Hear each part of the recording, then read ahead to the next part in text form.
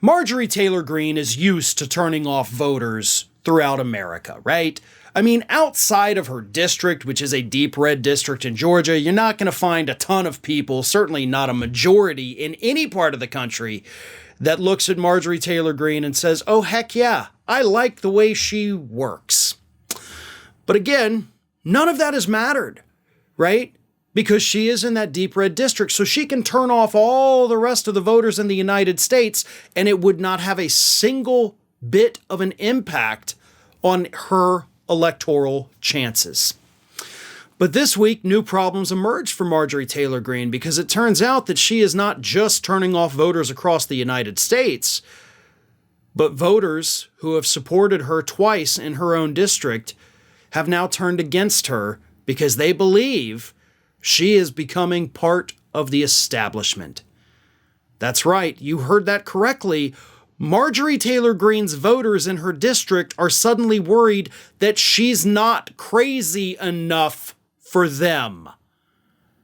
You know, before I get into the details, I want that thought to sink in for a moment here, okay? Because we have talked at length, obviously, about Marjorie Taylor Greene being a bit of a wacko when it comes to everything. And this, we've always talked about as well.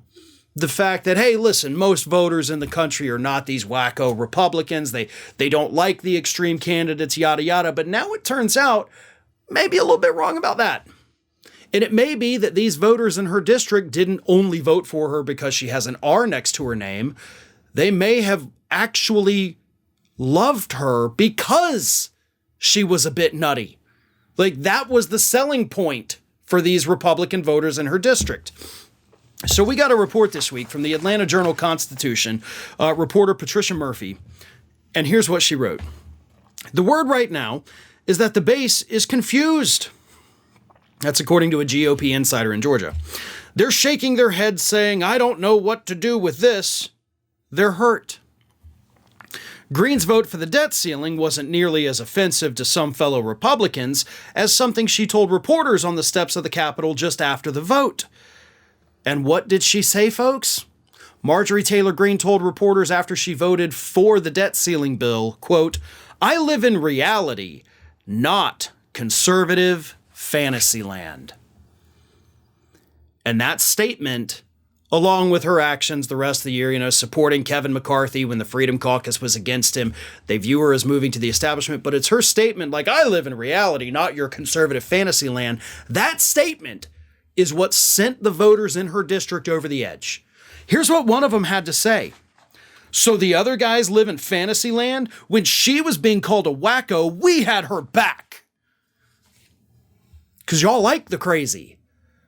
When everybody said she's a wacko, we were like, yeah, but she's our wacko and we love her. But now that she's not wacko all the time, we can't support somebody like that.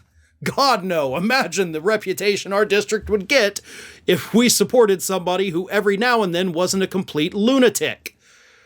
But apparently that is what's happening in her district. Now, don't get me wrong. I'm not even trying to imply at all that Marjorie Taylor Greene is not as crazy as she used to be. If anything, she's even crazier than she used to be. I don't buy into this whole reformation that she's allegedly been going through this year, that she's moving to the center. No. Look at her statements. Look at her actions. She is as crazy as ever, if not worse than she was before. But the voters in her district don't see it that way. And this fight that she has that started this week with Steve Bannon, of course, again, after the debt ceiling vote, Bannon is now calling for a real MAGA Republican to primary her next year. Marjorie Taylor Greene's got some problems in that district now, folks. This is not a guarantee for her.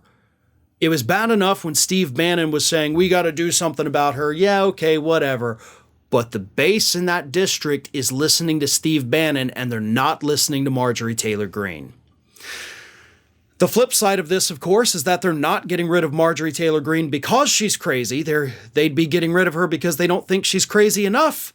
So as bad as Greene is, if they're looking for somebody crazier, just imagine how bad the next representative from that district is going to be when Marjorie Taylor Greene is viewed as the sensible one.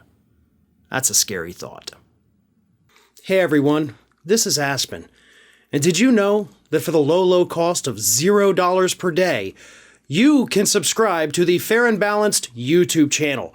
We also encourage you to like, comment, and share, but again, click that subscribe button and help Aspen not be so grumpy.